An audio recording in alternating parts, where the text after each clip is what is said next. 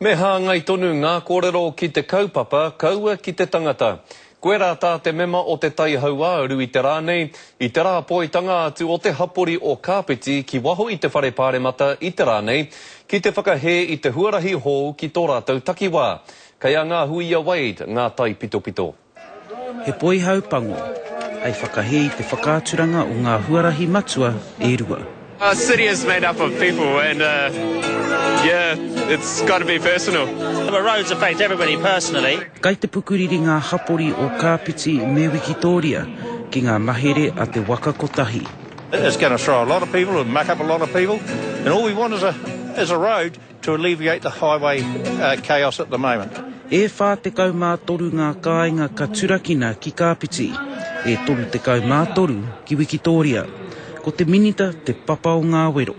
Ko te mahi a te minita nei he whakaparahako. I invited them actually through my office 3 or 4 times to come up and meet with me, but they failed to respond. I nā te whiu o te tau kupu, ka re i tino tau te wairua o te māngai whakatau I ngā ope. I don't like the personalising of people.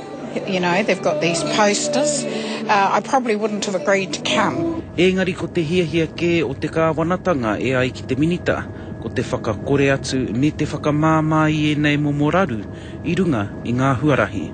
For government to listen to the needs of the community. The biggest criticism I get is the Transport Agency isn't working fast enough to bring certainty to the community and to get a decent road north of Wellington. Hei tā tari ana tūria, māna tēnei take e kawe atu ki mua I te aroaro o te kāwanatanga. Ngā Huia Wade, te karere.